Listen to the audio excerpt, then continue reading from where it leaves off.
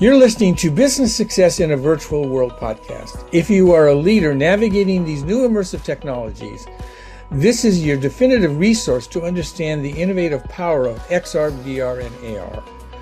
I'm Tim Beharon, Chairman of Creative Strategies, and I'm joined by Barton, President of ISM Guide.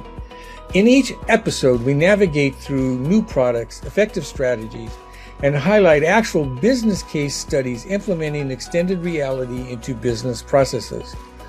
Our resource website now boasts over 300 case studies, 300 articles, and 100 videos presenting successful examples of businesses using these technology in field service, training, digital twins, customer service, in medical and manufacturing, and so much more. Check out the website at ismguide.com. Now, on to the next episode. This week, Barton and I are going to take a look at some content we used in a webinar on the current state of smart glasses. This is an area that is getting a lot of attention right now. And it's very interesting because the concept of what we call face computing actually started back in 2013 with the original Oculus. Now, that concept is starting to accelerate 10 years later. And while we still have VR headsets and XR headsets, it's shifting towards a new area called smart glasses. And that is seeming to be now an area that is starting to define what they call face computing. So there's three levels of these smart glasses on the market today. The first one is what we call smart glasses for entertainment and gaming. And that's from companies like XREAL One, Viture Pro XR, and Ray Neo, Air 2, and Rokid. And these are glasses that are connected to your smartphone and have a cord. And when you look at the content, it's like it's on a 100-inch screen. I use the XREAL on planes when I'm watching a movie, because instead of seeing it on my 11-inch iPad, I can now see it on what looks like a theater screen, and it's really kind of cool. The second area that is really taking off is what's called AI smart glasses.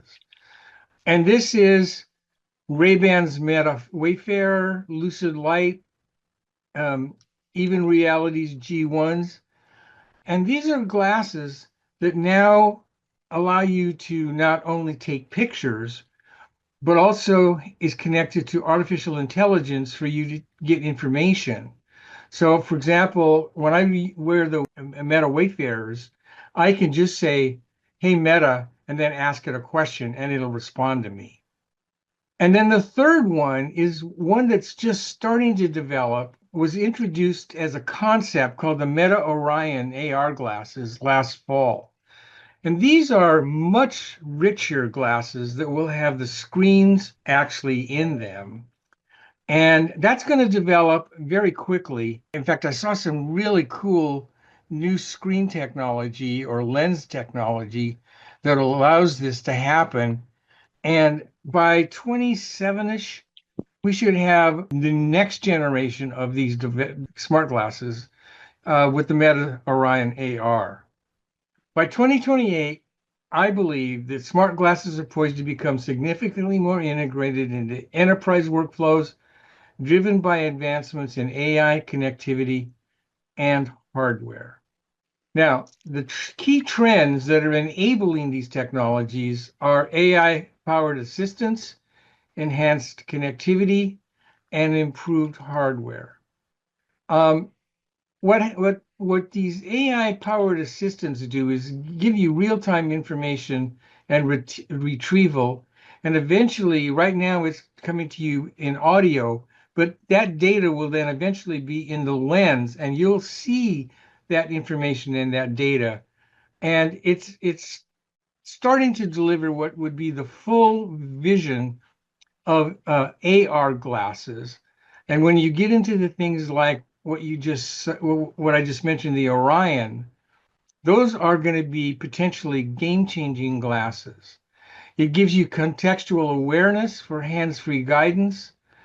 And one area that is really taking off now, even with the audio versions, is advanced translation and communication capabilities. Couple of the glasses, including Meta's, that is about to launch their translation version for the Meta Wayfarer. Those glasses will, I believe they're going to support 27 languages at the beginning, but eventually will expand. But if I'm wearing those glasses and people are speaking in Chinese or Spanish or whatever, it's going to actually translate that conversation. So you're going to have that in your glasses in the future. And then eventually we'll have what's called AI powered object recognition and data overlay. Now, the data overlay is a very important part of smart glasses, and it's part of the bigger vision of AR glasses. We're early stages in the sense of getting the right kind of lenses to do this. But as I mentioned earlier, we're getting closer and closer to getting that kind of capability. However, I don't believe we'll see the kind of integration of ones that really work effectively until 27, 28. Key trends and enabling technologies. Eventually, we'll have seamless integration with enterprise networks and cloud platforms. We'll have reliable low latency communication for remote collaborations. And then even today's 5G will be able to work really well with these. But you can imagine as we end towards the end of the decade, 6G integration is going to be very, very important because we'll get even faster data transfer. Now, I give you just kind of an opening overview of this because what you're seeing now is improved hardware, and this is something that just was not available even a year ago. We have lighter, more comfortable designs for extended wear.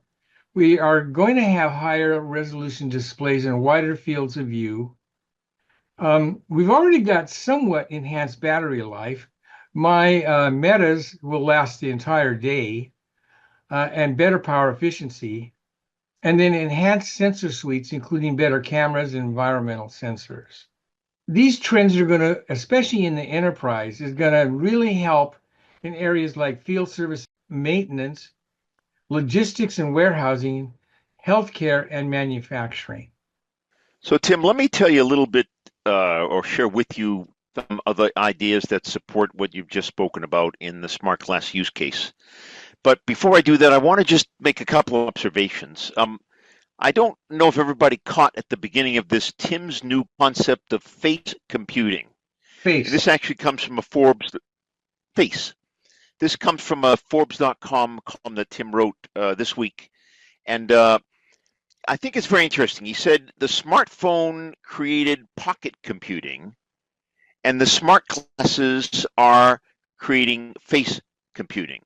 And it's a very interesting concept. I would encourage you to read the article, but also to understand that there's a very important transition going on. So let's look at as some of the use cases today and what we think will be use cases as we emerge going forward, because we believe, as always, that use cases will drive the success of this particular technology. So on the enterprise side, Tim had mentioned that the healthcare was very important. And in the webinar that this podcast is based on, we had a Dr. Harvey Castro, an emergency room doctor and a great user of the newer technologies. And he really shared with us some amazing stories. But bottom line on the healthcare side is smart glasses will transform the whole medical practices side. And in particular, it includes surgical assistance, such as the surgeons now using augmented reality features in the glasses to access patient data and retrieve guidance during the actual medical procedure. It will impact and transform remote diagnosis, so doctors conducting virtual consultations using the glasses camera and their communication features. The smart glass will transform medical practice by impacting real-time assistance to visually impaired people. So that's just some examples in the healthcare industry. And, doctors need to keep their hands free. And what smart glasses do so brilliantly is they leave both hands free. And what smart glasses do so brilliantly is they listen to voice commands. And what smart glasses do so brilliantly is they show up on the lens and on the screen and in front of you information that's critical in this particular case to a medical procedure. So I still believe that healthcare will drive this transition, and it's already happening. Okay, on the second type of use case, I'd like to talk just very briefly about industrial or manufacturing use case. And there's a couple of things that I think are very important here. The first one is real-time guidance and training. So now workers can receive hands-free, AI-driven instruction for things like inventory management, inspection, training, and much more. The smart glasses also will help with safety monitoring because the AR technology in the glasses help to identify potential hazards, for example, in construction sites or other dangerous work environments. Or another use case in the enterprise, industrial and manufacturing side is real-time performance monitoring and data visualization. So the AR glasses are used for design and engineering, 3D modeling, or collaborative design, and many other areas. In the manufacturing sector, the use of smart glasses, like in healthcare, has already begun to seriously penetrate the industry. Whether it is somebody that's sitting on an oil rig that's out in the North Sea and is using the glasses to work on repairing something, or at least being knowledgeable about it, or doing safety monitoring, and having their hands free to be able to maneuver, point, touch, and do what might be necessary, becomes just a way of doing business. And you're seeing that already in the industrial and manufacturing sector. If you move over to logistics and warehouse, now that's actually been around for a little while. And Vuzix and other companies are leading the way, but I live in Washington, D.C., just outside of Washington, in Bethesda, Maryland. And across the river, as we say, in Virginia, is the Amazon Fulfillment Center. And I had the pleasure of visiting it. And their use of these types of technologies in logistics and warehousing it's really unbelievable. So you can do warehouse optimization, where the workers receive real-time directions for efficient item picking and inventory management right in the glasses. You can do you can do real-time inventory tracking, navigation, and management. And this is especially important in large facilities where there's a lot of picking that could be done in a lot of places, and this just really directs you where you have to go immediately, very efficiently. And then the big one that people are talking about is the area of field services, where the technicians can access repair manuals or schematics and expert hands-free while performing tasks inside the warehouse that need to be repaired. And again, they're slam dunk use cases. These are being used today, and they will continue to drive smart glasses forward. And the last one that I want to talk about just briefly on the enterprise use case side is field service and maintenance. And again, this is already happening, particularly, some of the AR glasses, but remote expert assistance through real-time videos and data overlays. Tim already kind of alluded to the data overlay, but just being out in the field, having immediate access to real-time videos, helping you do what you want to do. And step-by-step instructions or schematics displayed right into the glasses. So I was at my local Acura dealer, who's a buddy of mine, he's a Rotarian like I am, and he called me up and he said, listen, I went to the webinar that Tim and you did. That was a brilliant webinar. I want to put smart glasses on the eyes of some of my mechanics, because we do what's called they video everything that needs to be fixed in the car. And so they'll video the dirty air cleaner, or they'll video the tread on the tires, or they'll video where the muffler hanger is loose. And they do that today with a cell phone.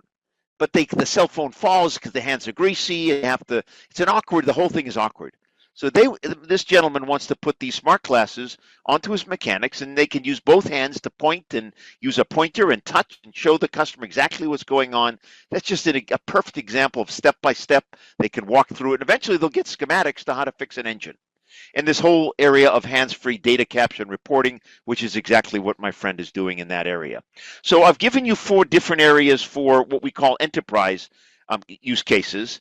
Again, just to summarize: healthcare, industrial and manufacturing, logistics and warehousing, and field service and maintenance. Let me go over to the consumer side. And again, I'd like to kind of share 4 areas with you, and I'll give you some examples of each of those, and so will Tim. But they include fun shopping, better entertainment, real-time language translation, and live teleprompter. So let me start with this idea of fun shopping. And I just will take a moment.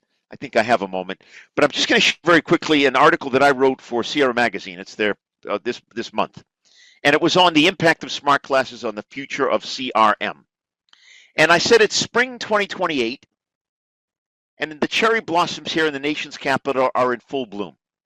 Great day to do an oil change to my historic 1954 Jaguar XK120. So I visit my favorite local auto parts store looking for the best oil for the 54 Jag. This auto parts store has many aisles of oil, and it has it from 10 different manufacturers. Some are mineral oil, others are synthetic oil. Now, the members of my local Jaguar Club, the North America Jaguar Club, they tell me that synthetic oil is better for your car, but the older engines like my 54 Jag, they only run on mineral oil. I was really happy to learn this because I had one less decision to make, but I still was faced with more than 10 brands of oil, engine oil, and multiple types of oil with viscosities and certifications and all kinds of things I didn't necessarily know about. And I sat back and I said, how do I decide which brand and spec to purchase? But fortunately, I was wearing my latest Meta Orion smart glasses. Oil manufacturers in the spring of 2028 all have QR codes printed right on their engine oil packaging. I spend a few minutes focusing my smart glasses on the various QR codes to pull up a video of each brand. It shows me how the oil is made in their factory. It discusses the environmental footprint. It talks about the specifications of each oil.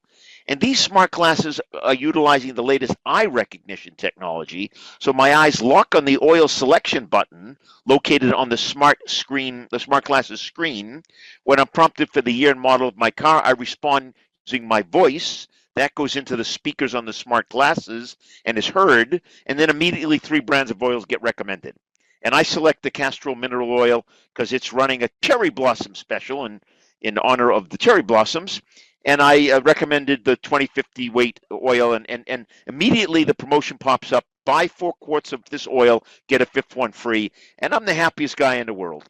Now, you might say this sounds a little far-fetched, but it really isn't. And Tim, I just am of the belief that we're going to bring people back into stores.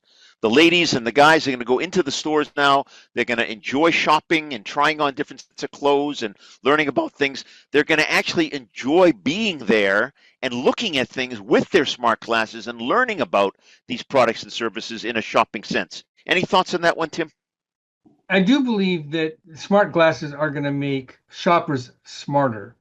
They're going to be able to look at whatever they're searching for. If the stores work with them properly, they'll even give you guidance to the location of where you're, walking into the store and looking for something. But then it's going to give you information about the product. And then it could even give you recommendations as well as reviews. Is this really something that somebody will use? This is still early in the thinking process, but I do think a smarter consumer is going to be one that is going to enjoy shopping more as opposed to just going in blindly. So let me give you another example of that, Tim. I go back to my Acura, local Acura dealership that we're going to work with. So the thinking there is the consumer would be given a set of smart glasses when they walk into the actual dealership. And then they can use those glasses to walk around to any car and ask, focus on a particular part of the car. It would be explain it to them. I show a video, and so they could be in charge of the buying purchase, which I thought was a pretty cool idea. Again, my concept being that people come back into stores as a result of smart glasses. Okay, second use of smart glasses is better entertainment. Tim kind of alluded to that already. His 70-foot or 100-foot screens that he's watching his movies on while he's on the airplane. But just the whole idea of having fun and using these glasses for entertainment purposes. Any thoughts that you want to cover on that one, Tim, beyond what you already said? Well, that particular idea is already in place. The X-Rails, the Vitchers, but all of those players see a bigger opportunity to streamline their glasses and make them AI based as well. So even though Meta is in that category of number 2, the smart glasses with AI, even the entertainment ones, I think are going to change in design dramatically and will add AI to it. And I think that's fascinating just because they have 3 years of experience with the entertainment glasses, and those guys innovating around smart glasses is going to, I think, accelerate the interest, at least in the design standpoint, of how soon we're going to get, especially better AI smart glasses. Okay, the third use case on the consumer side, we've also touched upon a little bit, but it's the real-time language translation. And that could be what is often referred to as a killer app. Because you could be traveling all around the world, and if everybody's wearing smart glasses, if you have an extra pair of smart glasses that you carry with you, and you are speaking in your native language and the person is speaking their native language, and it's as if you're talking to each other and you can actually see each other and you can have, hand motion and body motion. It becomes a more natural conversation and you can literally go anywhere using these types of real-time translation. It's a very, very powerful concept. And as Tim already said, Meta's, I believe it's the next build will build in the translation capability. Right. Fourth and final use case, and I think this is also very, very important, is teleprompting, live teleprompting. So how many of us have given presentations or tried to discuss something, or, we're on the spot and had to come up with something and didn't necessarily get it completely right or whatever it may have been, but the teleprompter in the actual lens can allow you to feel much more comfortable and deliver a much more fluid presentation. And I think that's also very, very important. So there's the four cases that Tim and I think might be of importance as we move forward on the smart glasses consumer side: fun shopping, better entertainment, real-time language translation, and live teleprompters. But it wouldn't be right for us to bring today's podcast to a close without at least going over some of the factors that are influencing smart glasses adoption. Because, we're painting a picture where there are many use cases for enterprise and many use cases for consumer. And Tim is absolutely focused on the growth and the importance and the commitment of the industry to make smart glasses potentially the next big technological wave. But there are some factors, Tim, that are influencing smart glasses adoption. And I wonder if you could share those with us. Well, there's the whole issue, of course, data privacy and security, addressing concerns related to data collection and storage. The other thing, too, is I remember when Google Glasses first came in, and there was actually companies that said you can't wear them in here because it looked like you're spying on us. And so there's this whole issue of data security and privacy that's going to have to be dealt with. Another thing is user acceptance and comfort, designing devices that are comfortable and unobtrusive. This is where the goggles, the big XR headsets or VR headsets that are big goggles that sit on your face, they just don't work from the standpoint of a everyday, all the time wearable face computer. And for this to really work, they're going to have to be more like glasses. And we've known that, by the way, all along. That's always been the vision. When I talked to Tim Cook about this early on in their AR kit vision, he was very clear. He said, for this to really work, it's got to be somewhat like glasses. And in my particular case, where if I'm wearing my Meta Wayfarers, I just look like I'm wearing a regular pair of glasses. I do think they need to get a bit more stylish, but you can't really tell that, it's a AI headset or an AI glasses. And so we're going to have to deal with that. Another thing is we're going to have to learn how to do software integration, especially with enterprise apps. All of the things that you've talked about, Barton, and the use cases are great, but there's going to be a whole new level of demand for integrating smart glasses into these enterprises, and that's going to be at a software layer. And so you're going to have to deal with software integrations with existing enterprise systems, and then they've got to be cost effective. Now, I want to split that a little bit. In the enterprise world, they're less conscious of cost because they want a tool that gets the job done. But on consumers, they're going to want something that is relatively inexpensive. And we've put that number of under $500.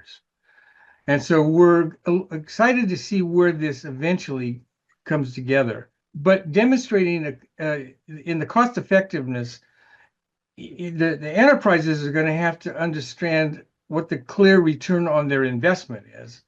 And the consumer, you're going to have to convince them of why these are viable, even at $500, to enhance their personal computing experience. Super, Tim. Those are all great examples of factors that are influencing smart glass adoption. And listen, Tim and I are naive to the fact that this is a field that is evolving. This is a field that is evolving very quickly. As Tim said, Tim and I do um, presentations at CES, the Consumer Electronics Show, and in January 2025 we did one, and we were quite amazed at how much interest there was in smart glasses. You compare that literally to the CES presentations we did the prior year in 2024. It's amazing how much focus is now on smart glasses. Tim and I are going to be presenting at the Augmented World Expo in Long Beach, California in June of this year. Tim will focus on smart glasses. I'm going to focus on applications of smart glasses or some of the AR and VR technologies and how they're being used. And again, the interest in smart glasses is over the top. So regardless of where you are in your particular, be it enterprise or consumer life, I would encourage you to think carefully about how does smart glasses fit into that. And as always, Tim and I are delighted to open up a conversation and chat with you about how you might take appropriate steps. As we're coming to a close, I want to just point out that this is a very forward-thinking podcast in this particular case. The good news is we already have some pretty good examples to start working from. If you've not looked closely at the Meta Wayfarers or some of these AI-based glasses, I encourage you to start looking at them now and begin using them, or at least thinking about how you could use them in your work. So, for example, Barton, in the Acura dealer, they could now actually use the Meta glasses to do what you suggested, because it has the newest version of the Meta Wayfarers allows you to tape up to 3 minutes of video. So those mechanics could literally take this, whatever they're looking at, and start the videotaping. And again, hands-free, point to the muffler hinge or the tire treads. And in that 3 minute explain, here's why you need to replace this. That's here today. And where we're moving quickly is to where you put the display in front of you. I use also the Even Realities G1s, and it has the ability to actually share not only my notes and information, but as a teleprompter. I did a presentation at MIT in January, and all my notes were in the teleprompter. So some of these things are already here. And I want to emphasize the fact that even though we're talking about this in very early stages, and we've given you ideas of some of the pitfalls, some of the technologies that need to still be done, we're not talking about pie in the sky here. We're talking about a developing segment of a market that is going to become, I think, very important. And going back to the article that Barton referenced in Forbes that I put up this week on the role of the whole concept of face computing, is the fact that we in the industry now believe that we are in the process of creating a new platform for personal computing. And in this case, it's probably going to be in the area of smart glasses. It's going to have a whole new set of opportunities, a whole new for developers. And that's why when we're at Augmented World Expo coming up in June, that's going to be an incredibly interesting show, because this is a show that has been tracking what's going on in augmented reality for 10 years. And at this stage of the game, we're getting much more closer to the vision. Even though we're saying this is more 26, 27, the roots and the architectures are coming together actually faster than I would have expected in this particular time frame. And so I would encourage you to, at the very least, dig deeper into the concept of space computing, smart glasses being a part of or a new platform to innovate on, and start thinking about the fact that this is going to be a new part of personal computing. When it'll actually become mainstream is still probably 3 to 5 years out, but we're doing a lot of work, and the technology companies are doing a lot of work in this to make it happen as fast as possible. Thank you all for joining us, and we look forward to being with you again in the next couple of weeks or so. Thank you. Thanks for listening to Business Success in the Virtual World. Tim and Barton offer 4 services to help your company launch, implement, or improve your AI and spatial computing efforts. First, AI and spatial computing customized executive briefing to ensure your executive team is knowledgeable and aligned on which AI and spatial computing initiatives to pursue. Second, AI and spatial computing strategy and implementation roadmap to ensure you remain competitive and successful in your AI and spatial computing efforts.